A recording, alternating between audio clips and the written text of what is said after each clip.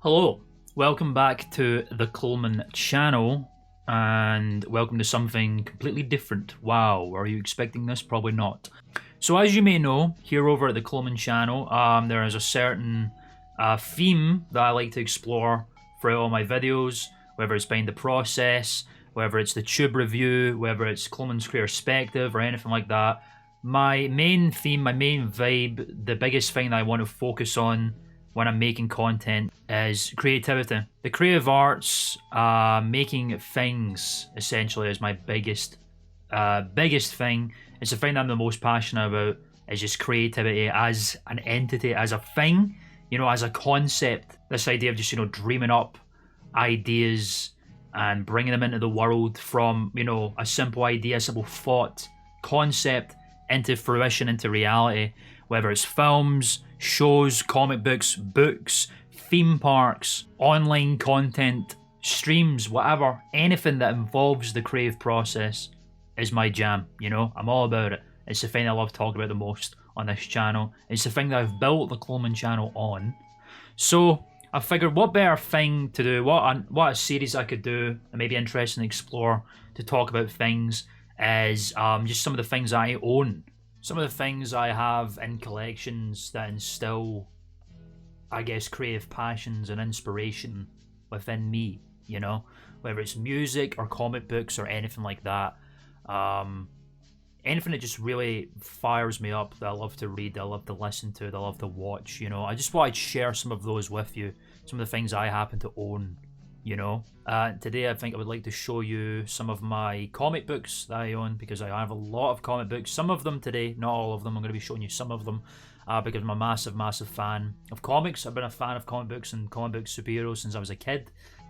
Obviously, when I was a kid, it started from just loving the superheroes and, you know, baddies versus goodies and all that kind of stuff. And then as it goes on, and, you know, some of my favourite aspects of the creative process started to manifest, like world building and lore and art direction, and, you know, character arcs, character evolution and all that kind of stuff.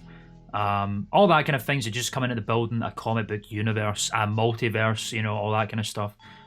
Is where my passion for comic books really started to get fired up. All throughout the decades, you know, from the ones I'm going to be showing you span, I think, since the Silver Age, so 70s, I think 60s, 70s, the Silver Age of comic books, 60s, 70s. They'll be starting off from there. I have a few origins going into the present time, probably around the mid to late 2010s, because I don't know if you've noticed this or if you've never collected comic books before, keeping up with single issues is essentially fundamentally impossible now. So basically what I'm telling you is wait until they all come out and buy a volume instead, because I think that's what most people do now, unless they're just, you know, they can keep up. I've got volumes as well, but they're not in this room. We'll show off some comic book volumes I own in a future video, I think. So anyway, without further ado, without any more jabber jawing, I'm going to show you some of the comics I own, tell you about why I got them, why I like them in particular, the cover art, the people who wrote them, who illustrated them, and all that kind of stuff. And we're not going in any particular order. I'm just literally picking up what I see on the pile. It goes from pretty much most of this is going to be Marvel comics, I'm not going to lie. I love DC comics, don't get me wrong, but I just prefer Marvel comics in general. I prefer the characters, I prefer the villains and heroes, I prefer the story arcs. I prefer the world that Marvel inhabits and all that kind of stuff. But I do have some DC comics because I do like DC. There's just very select things I like about DC. And that's just the way it is, baby. So let's just have a look at some of them now. I should just say now, before we start, I will be introducing you to all of the writers and illustrators of these comics. And I might know some of them, you know, people like John Romita and Steve Ditko and Jack Kirby. But some other names I might not know, so just to be transparent with you, I'm not telling you information of like what comics they worked on prior from the top of my head. It's not all knowledge to me. I will be reading up on some of them just to give you a bit of background on what they've done, just in terms of like what comics they've worked on, what publishers they've worked on, if they've created any characters or whatever. If they've done anything notable for comic books, you'll want to know about them. It's very, very important, I think, that a lot of these iconic characters and worlds and designs are reflected on the people that worked on them, you know? Because these are the people that were a part of the creative process, which is all we're about here on the Kllection channel, maybe. This is Fantastic Four, issue 142. As you can see, this is a bit of a Thing-centric story arc. The coming of Darkoff, the Deaf Demon. God, I love the little log lines that come with 70s issues here. Blockbuster bonus. Don't dare miss the shocking last page appearance of the most sinister supervillain of all. I don't know if they're talking about Darkoff, the Deaf Demon here. It's been a little while since I read this. As you can see, I've kept in their sleeves. They've all been taken out because I'm a maniac. You know, I'm crazy like that, baby. So yes, FF142. This is dating back to, I think this is 1973. This one came out the January of 1973, so very, very early, this one. We'll be coming up to like nearly 50 years on this comic as of next year, which is kind of fucking crazy to think about. So this particular comic here was written by a fella called Jerry Conway. Well, it was scripted by Jerry Conway, who is a pretty big deal in the Marvel comics. He's done a long run with The Amazing Spider-Man. He was the co-creator of The Punisher alongside Stan Lee. I'm pretty sure Conway was the guy who came up with the name Punisher. I believe Stan Lee was, I can't think of the name of this guy. He's the kind of guy that punishes people in the streets and he goes, call him Punisher and all that kind of stuff. Also, more relevant right now, I think it was the co-creator or the creator of the first Miss Marvel. The first iteration of Miss Marvel, I believe. Obviously, I've kind of bought them. These single issues are obviously all continuations of a story.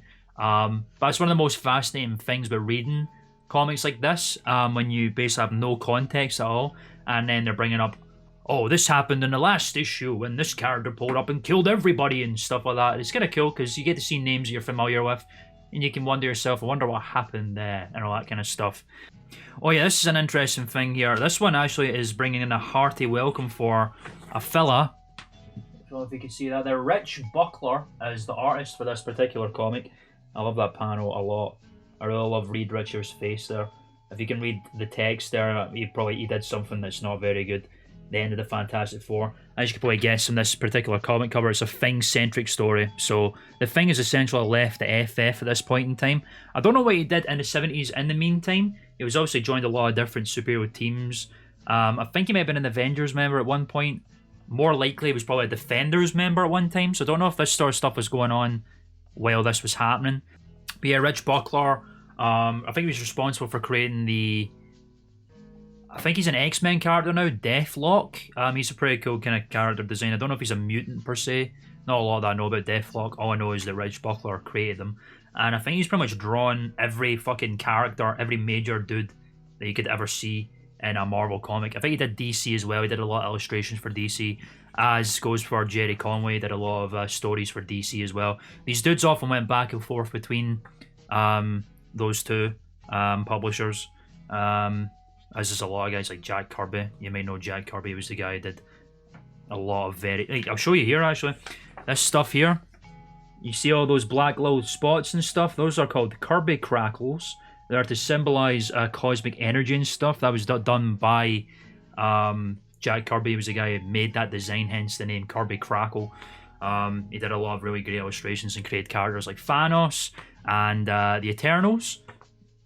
And in DC created the character Darkseid. I think it was Dark. We created the New Gods anyway. I digress. There you are there, just to get you an idea of Buckler's art style, which is very, very nice. I love that panel of the Thing there. I've always loved the massive monobrow Thing. I've always liked the artists to do massive monobrow Thing. Oh, look at that. This is quite interesting. This is a pretty interesting part of this comic here. Here's the villain there. Darkoff, the Deaf Demon. Honestly, don't know that much about Darkoff. I've never heard of him before. Don't know if he ever came back. But he looks kind of cool, I guess. The name's a bit lame, I'm not going to lie. Darkoff's okay, but the Deaf Demon?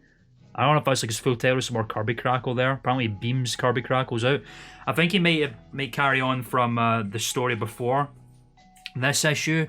To give you context, the Thing is basically left the Fantastic Four because Reed Richards, Mr. Fantastic, endangered the lives of Franklin Richards' kid and Sue Storm and stuff.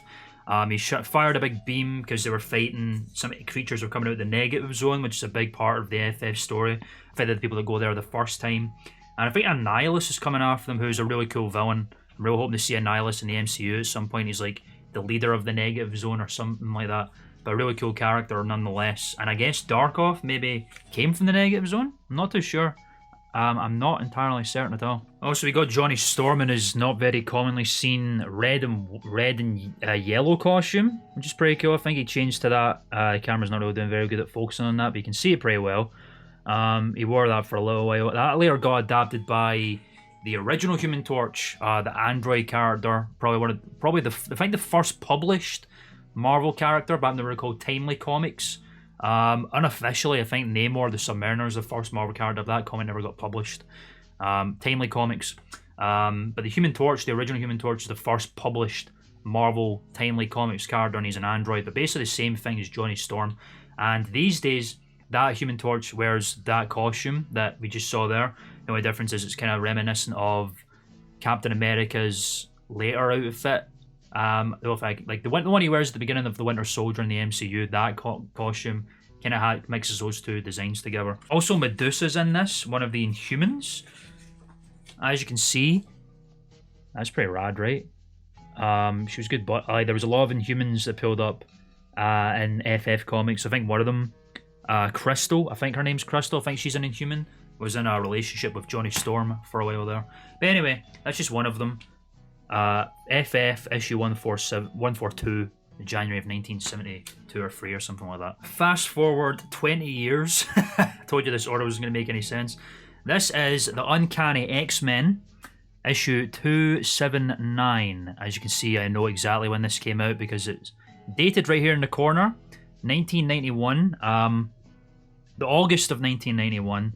Because this is apparently celebrating the 50th anniversary of Captain America, which is absolutely crazy. Think about it now, Captain America is 80 years old at this point in time, 81, which is kind of crazy, man. But yeah, celebrating 50 years of Captain America, very nice. I love that little bit there, looks pretty cool. But yeah, this is, as you can see in the corner here, this is a part of the Muir Island saga, which was, I think it was I don't remember how many parts it was, but it was a crossover comic event, primarily an X-Men crossover event, between the X-Men and a group called X Factor. I don't think X Factor exists anymore, but it was basically a sect of mutants that separated from the X-Men because they didn't fuck with Professor X anymore, basically. That's not what's going on here. Colossus is currently under mind control. And he's not gold, I think it's just the light in here. But that cover is really rad, man. I'm a massive fan of Colossus in this cover there. I think as it says Colossus is back, I guess that means he was a member of X Factor before. The Muir Island saga basically involves a villain who, I guess, mind-controlled a bunch of people on this island. That's what's happening with Colossus, is under mind control by this supervillain. And then they basically go and investigate it. And long story short, they have to team up the X Factor near the end to fight. This one in particular is written by two people, Chris Claremont and Fabian Nicieza. Forgive me if I pronounced that surname wrong, but both of them have done a lot of work for X-Men comics, particularly Uncanny X-Men, X-Factor obviously, Wolverine, Deadpool and Cable and all that kind of stuff, separately from each other. And this one's pretty cool because this comic in particular was the guest artist for this one was a guy called, as you can see right there, Andy Kubert. You can see that, it's kind of hard to make out, I can't really control the focus on this webcam. But Andy Kubert, who's still working to this day, I don't know about the other two, the writers, but Andy Kubert does a lot of work for DC, specifically Batman stuff. I think he's doing a comic right now for Batman, or it was out, or he did it this year anyway. But yeah, mostly DC stuff, so it's pretty cool that they got him on as a guest because, you know, it's always cool to just see artists who are specifically known for this particular comic publisher going over to do work for other people. But yeah, like most of these older comics I basically picked up for the cover. I never had an X-Men. I didn't have an X-Men comic at this point in time. I just love the blue background on the shiny, muscular ass, almost gold looking Colossus. When I first picked this up, I thought, oh damn, did they make him gold? He's not. I think it's supposed to be a lighting effect, like the big lint shining on him is making him look gold. And then he's about to just absolutely destroy fucking Professor X here as well. At this point in time, Professor X is walking. I think one of the things that happens after the Muir Island saga that's stuck to this day is that he's brought back to his wheelchair, which is pretty cool. As you can see here on Muir Island, which is a mutant research center. You've got the dudes pulling up in the classic yellow and blue X-Men outfit. Wolverine there, Jubilee. Well, he's calling him Jubilation, but I think she's called Jubilee these days. And Gambit right there. Obviously, this came out in the 90s, so the very popular X-Men comic book, not comic book, this is a comic book. The cartoon was going on at this time. So, yeah, very classic 90s X-Men that people really remember and love very well. Obviously, one of the main reasons is because of the show, I would have honestly said. There's a lot of crazy stuff going on. As you can see, X-Men versus X-Men, all the mutants are getting mind control. There's Forge there, Kawash's Native American dude. Rogue right there. I don't know what's going on with the outfit, I guess. Either she's a member of the X-Factor at this point, or she's just not a member of the X-Men at all. But pretty rad stuff anyway. Oh, here's something interesting as well. I just saw this. Special thanks to Jim Lee for plot assist. Jim Lee is actually the brother of Stan Lee, who you can see right here in this little mini comic here called Bullpen Bulletins. This is called Stan's Soapbox. You can see the two of them there, bro. How rad is that? There's Stan, there's Jim hanging out, talking to Spider-Man and shit. I miss stuff like this, bro. They really do not do anything like that anymore. There they go, both saying enough said, thanks focus. This was actually written by Stan Lee and John Romita, who's a major, very rad comic book artist who did a lot of work with Stan Lee back in the day when all of these characters were just coming out. I think he did the illustration for... Oh, look at that. I'm actually incorrect. John Romita was actually the co-creator of The Punisher alongside Jerry Conway, which is pretty interesting. Also, Wolverine, isn't that interesting? Back when his first comic appearance was fighting the Hulk. And he had whiskers and all that weird stuff. But yeah, stuff like that is pretty cool. The bulletin thing was pretty rad. There we go, got a nice advertisement for The Punisher and the Game Boy. Pretty rad right there, you know? But yeah, that's Uncanny X-Men number 7279, excuse me. 60 pence in the UK. Now it's time for a complete tonal and publisher shift, because now we're actually going to be looking at a pretty rad one right here. This, ladies and gentlemen, you probably know why I got this. This is Doom Patrol, number 37, October 1990, number 37, DC, obviously. This one was written by the legendary Grant Morrison, who is a Scottish fella who did a lot of work for Batman and Superman, pretty much Doom Patrol. I think he was there for the whole thing. He's pretty much the influence on why Doom Patrol is so fucking crazy. Look at that comic art, bruh. Absolutely fantastic cover art, my guy. I would have that on my wall. It looks fire. So fucking cool. This is done by Mark McKenna, who's done a lot of work for Marvel and DC again, a lot of Justice League stuff, Batman stuff, Spider-Man stuff, and Doom Patrol stuff. And this is probably one of his best works so far, I would have said. Now, this is the thing, though. This has got Richard Case and Mark McKenna here.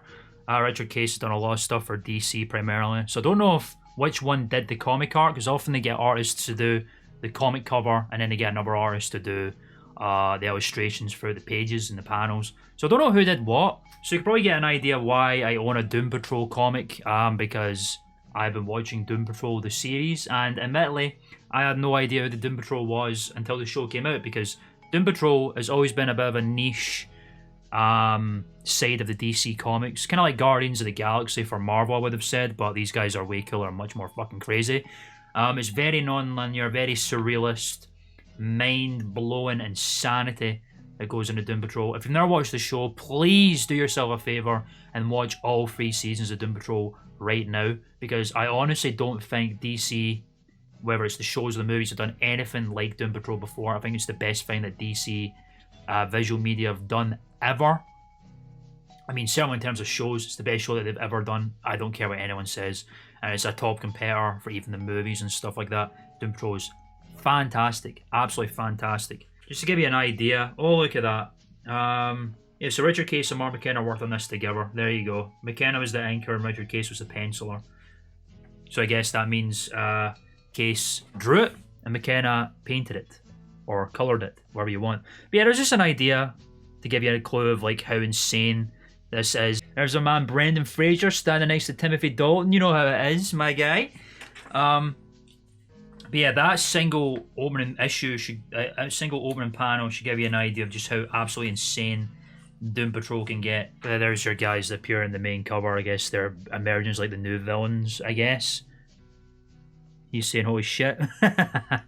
Which is pretty much the reaction that most of these characters get from all of this, all the things that go on. I can't really explain to you what Doom Patrol is, because it's just madness. It's completely non-linear, mind-melding, like universally warping, crazy art style, people, things pulling up. Just watch the show and then read yourself some goddamn Doom Patrol comics. I picked this up. I saw it in Forbidden Planet, which is the big comic branch store in the UK, and I had to get it because I just needed to own a Doom Patrol comic. This is Doom Patrol number 37, October 1990. A year before the X-Men comic. It was interesting. Also, look, here's an advertisement for the Atari Lynx, the first model of the Atari Lynx, which was a pretty crazy handheld console that had colour, but it was way too big and munched on battery. Interesting. You're learning stuff. Now, of course, returning to Marvel, this one is especially rad, bruh. What a find this was. I found this one, just to give you a bit of backstory, when I was in America. I was on holiday in Florida, and I'm just taking it out of its sleeve. We found this comic book store that sold single issues and also sold like really old vinyl records and stuff like that. It was a kick-ass store. It was a kick-ass store. I think this is the shop here. Legends and Laurel. Yeah, it must be. It's Spider-Man 2099. There's my guy Miguel O'Hara. Yes, sir.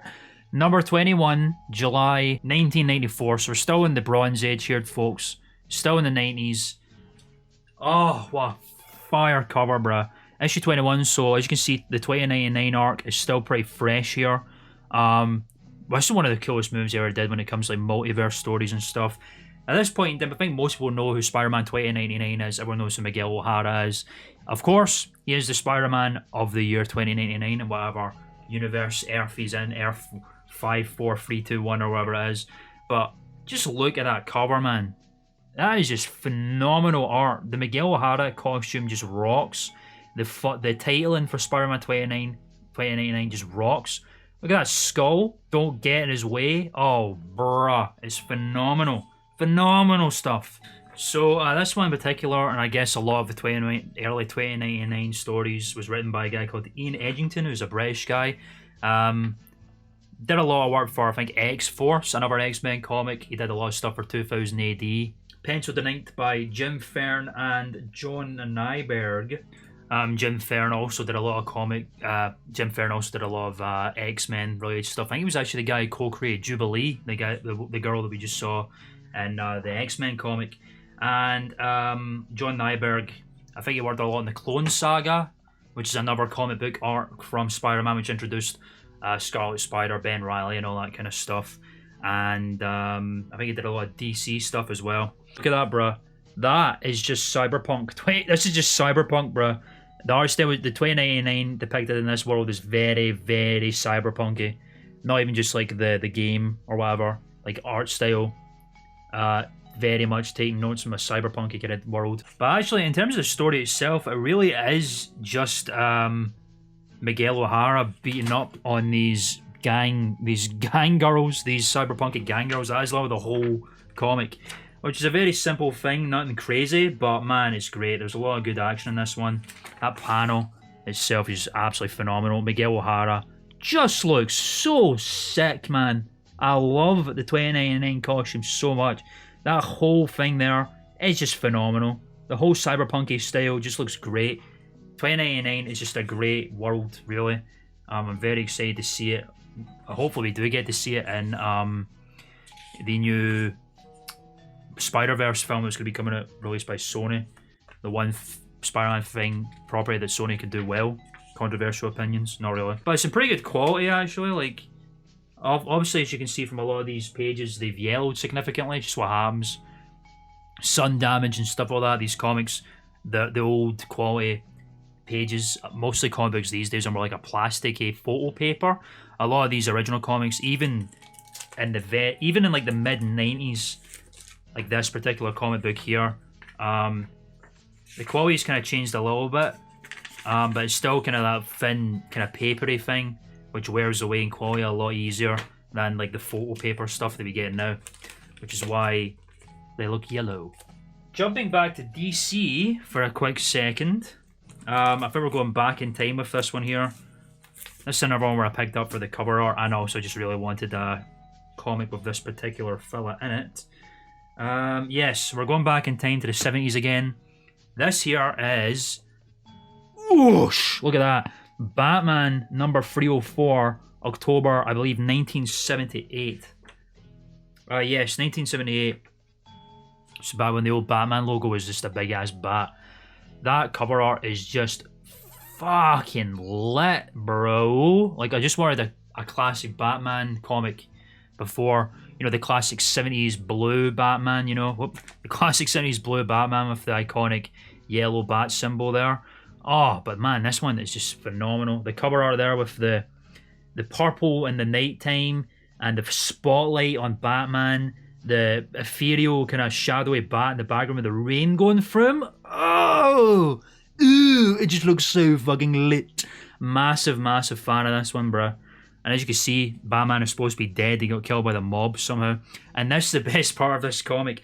An exclusive sub-story beginning with this issue. The Public Life of Bruce Wayne. Oh my god, we are so lucky to get this. I wonder who like kept up with the Secret Life of Bruce Wayne, bruh. Or the Public Life of Bruce Wayne even. Yeah, I would say the 70s is when Batman started to become really rad. You know, see what you want about the 60s comics? That's when Batman was like much more goofier. That's when like the idea of like having sidekicks came in, like Robin and stuff like that. He was fighting like villain a week, kind of people like Polka Dot Man and Crazy Quilt and all these nuts people, Batman Azura and all that kind of stuff. Is very evocative of the 60s. But I think the 70s was like the big turning point for Batman, when he started to become, you know, not to knock on the 60s Batman that much, but this is one where it was more appealing to like more adulty late teen audiences, because I would say the 60s was much more for kids, hence why there was Robin, you know, to bring a child kind of character in to appeal to that audience. This is where it kind of took a turning point in the 70s here, with like a more edgier, dark, nighty Batman. It's before Batman was like, you know, bleak and, you know, he had to fight homicidal maniacs and stuff. It's kind of the middle ground for that. Kind of the middle ground where we're still a bit dark, but, you know, not dark, if that makes any sense. This one was written by a guy called David V. Reed. He'd been pretty much doing work on Batman since the 50s. I think he introduced Deadshot as a character, who obviously everyone knows and loves now. Good old Billy Smith, Will Smith, you know. And inked and penciled by John Calnan and Dick Giordano maybe, respectively. John Calnan did a lot of work for The Dark Knight, World's Finest, you know, Batman, Superman comics. Also the co-creator of Lucius Fox, who everyone knows is the guy that works at Wayne Tech and develops all the Batman, you know, stuff at the Batmobile and everything else. You know, we all know who he is at this point. Dick Giordano did a lot of work, or Dano, forgive if I'm pronouncing that wrong. Again, did a lot of work for Batman in particular. Nice little cover panel art there. Looks very rad. I love 70s Batman a lot. But this is like not near the time, but we're coming up to the point where like I think he was still wearing this this suit when he was like pulling up with you know, Jason Todd and all this kind of stuff. I don't know if Dick Grayson's still Robin at this time. He probably is. Because Jason Todd was the second Robin, so he probably wouldn't be there at this point in time just yet. But as you can see, he's been tricked into thinking he's dead, essentially. Some wily trick by some villain. I don't know who it would be. I think it's the Spook, I think it said in this. Yeah, it is. A guy called the Spook. He's just a hooded fella. I don't know much about the Spook, I'm not going to lie to you. But this is quite a hefty chonker, this one, bro. Look at that. We've got a nice comic book featuring Green Lantern there, fighting Mirror Master, because he's eating some things. I think they're hostess cakes, bro. Yeah, they're Twinkies. Holy fuck! It's a Twinkies comic, bro. Mirror Master, Green Lantern team up to eat some fucking Twinkies. This double page spread for Milk Duds. Beautiful Joker art there, but come on, bruh.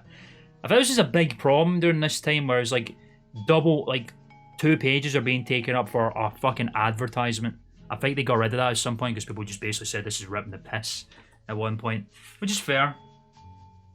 But yeah, this is a very long issue, like very hefty. Don't know if you can see the pages in between there. Don't know if that means anything to you, but compared to the issues we've had and I've showed you, this one is pretty thick.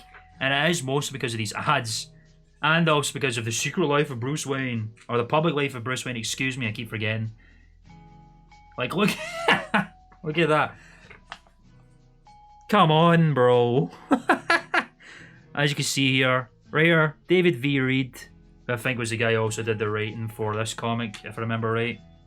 Yes, it is. The guy who wrote this particular issue wrote this as well. Different artists, though.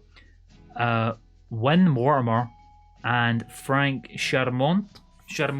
I don't know. Frank Schermonte apparently did a lot of work for Marvel and DC. Apparently did a lot of stuff for Iron Fist, which is pretty cool. And Win Mortimer was DC, sometimes Marvel. Did a lot of stuff for Batman through the 40s. Some adventure comics. Probably did Night Nurse as well. You know Night Nurse? The, quote, sidekick, unquote, for Daredevil. And she got her own comic arc. Alright. Right, I think we'll do a couple more. I've got some more Marvel ones I'd like to show off, and then a DC one, and I think we'll wrap up on the comics right now. I can't remember how many I just covered there. Maybe like 10 or something like that. Something like that. That's a good round number to round off on. Anyway, let's do another Marvel one. This is a sub-series of Marvel comics I wanted to own for a long time, and this is a pretty rad one to get. This is What If number 15 from July, I think 1990. Yeah, we're back to the 90s again. I own a lot of Silver Age. I own a lot of Bronze Age comics. What if the Fantastic Four had lost the trial of Galactus, which is a really, really cool arc from the comics. Long story short, you all know what If is at this point in time. It was that was the name of the animated series that it did from the MCU, where it's just tangents spiraling off from the main Marvel universe of like alternatives of what if this went different in the Marvel story. You know, like how they did it with the what if, like what if Black Panther became Star-Lord or something like that, you know. What if Peggy Carter became Captain America or Captain Carter or whatever. Stuff like that. That's what if did with different kind of things, and this is one of them here. And it all takes place from not just random stories. Most of the time it was random ones, but sometimes it would take spins from actual arcs, such as this one. And the Trial of Galactus, very, very long story short, takes from Galactus' first appearance in the 70s, where he was going to eat Earth. I can't remember what happens, but they basically, I guess the FF saved Galactus in some way, and in return, Galactus refuses to eat Earth and he won't ever eat it again. Until he tries to eat Earth, and he said, you know, everyone says, no, you said you wouldn't do that, and then they fight him. But Reed Richards isn't there because he's been taken and he's on trial by these spooky aliens for saving Galactus' life. He has to convince him that he did the right thing. He basically says that Galactus is a force of nature. He's like a natural disaster. It's like an earthquake. It's like a tsunami. He's uncontrollable, and he's a force of nature, and he maintains the balance of the universe. If he wasn't around, it's kind of like the Thanos argument, right? He wants to have half the universe, half of existence, to bring balance, and the Galactus is what that is as well. He's a balance.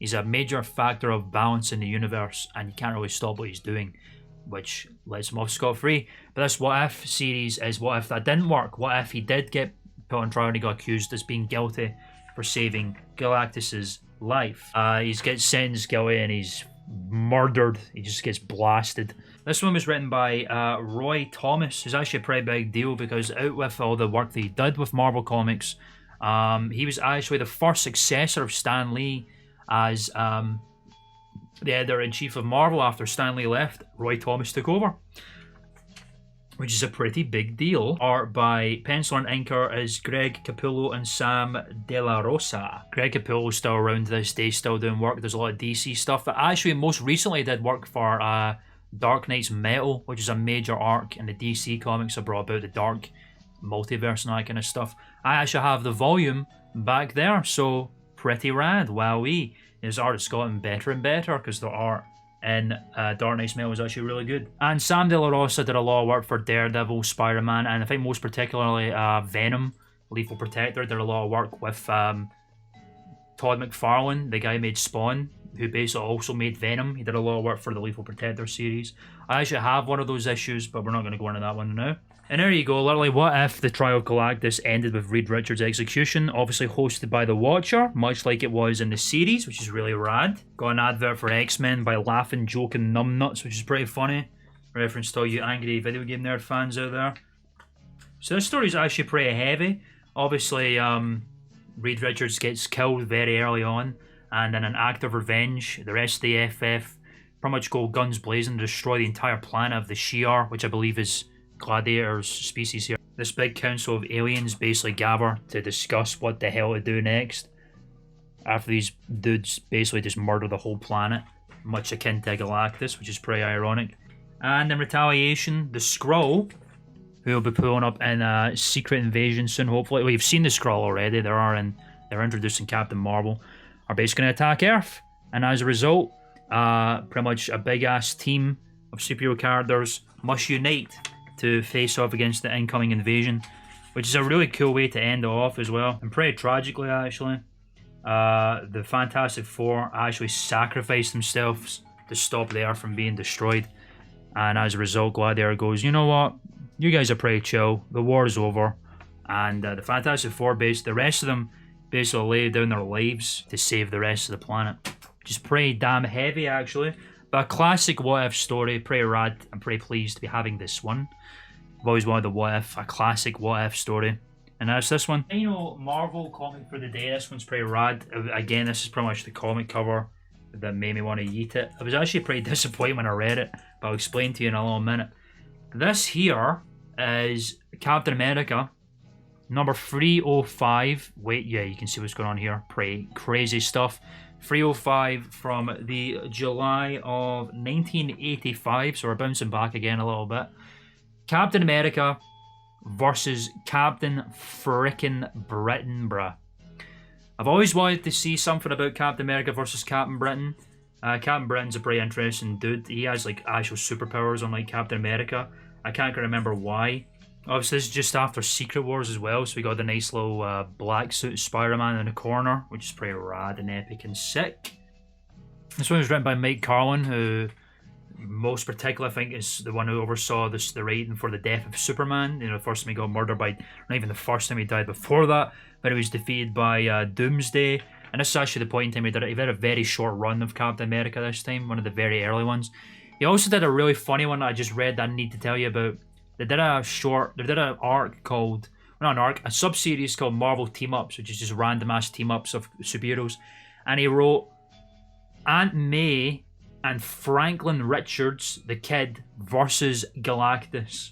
Penciled and inked by Paul Neary and Dennis Janka, respectively. Paul Neary actually became the editor-in-chief of Marvel UK, which is pretty ironic considering the comic book that we're dealing with today.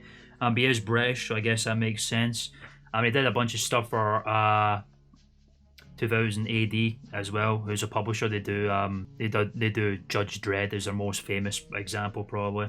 Probably did work for the Ultimates as well, back when Ultimate Marvel was a thing. And Dennis Jank apparently did a lot of work for Superman and Man of Steel for 9 years, apparently. And this is interesting because apparently at this point in time, for some reason, I can't really quite understand it, Steve Rogers apparently did comic book illustrations at this point in time. Like, what?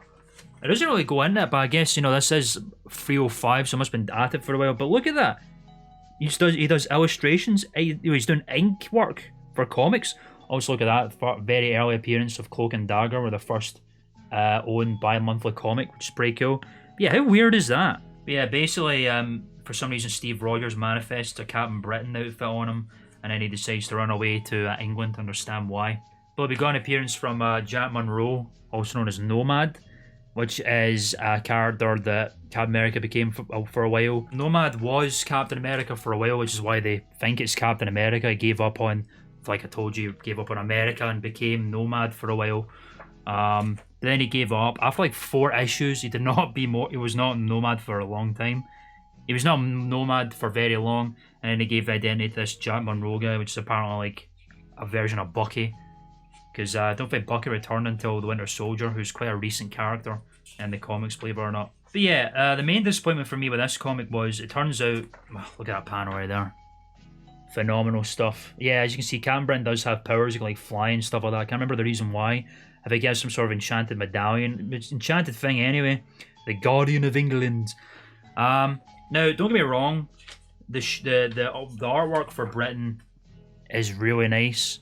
Really nice stuff. And honestly, the fight between Captain Britain and Captain America is phenomenal. Like, they really beat up on each other. Excuse me, my big meaty hand's in the way. They really do beat up on each other quite well.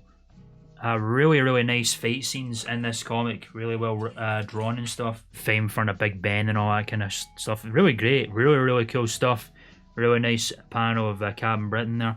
The reason why it was disappointing is because it's not Captain Britain. It's a guy pretending to be Captain Britain, so he's not just fighting him for no reason. This is a dude called Modred the Magician, or Modred the Mystic, whoever that is. Well, there you go. Cap apparently met Modred in Avengers number 187. As you know, in many comic books, they have a little asterisk panel to keep you up to date on what happened before. This one's pretty rad. I mean, not the comic itself. It's just cool because I'm about to show you the oldest comic book that I actually own in my collection. I bought it off a friend a very long time ago. It's not in the finest condition, but you're going to love this cover because it's, man, you would not get away with this now, basically. This is a DC comic book, and it is Superman issue 180? Yeah, number 180 from October 1965. Oh boy. Freshly into the Silver Age with this one, ladies and gentlemen. Yes, an old boy. 1965. This is the oldest comic book that I own in my collection. You know, Superman's okay. I'm not one of these dudes that just blindly hate on him these days. I used to be, admittedly, but he's cool enough, you know. When he's done right, he is a pretty cool character. But, you know, if I wanted my oldest comic would not be a Superman one ordinarily, but I just saw that my friend owned this and he was selling it. I was like, well, you know, I love the age of it and the history of it in particular. I would like to own it. This comic is the girl who is mightier than Superman. Look at this shit. Great Krypton! I never dreamed it could happen. For the first time in my life, I've been beaten by a girl. Now he must keep his promise and marry her. Fucking hell. 1965, bruh. Pretty fucking shocking. Especially considering the Wonder Woman was about, bruh. What do you people mean? All-Star Comics, like 1940 something. A whole 20 years before this came out. Even if it is 65 and, like, you know, oh, sexism was a very, you know, optional concept at this point in time. Well, it was great. Best-selling comics magazine.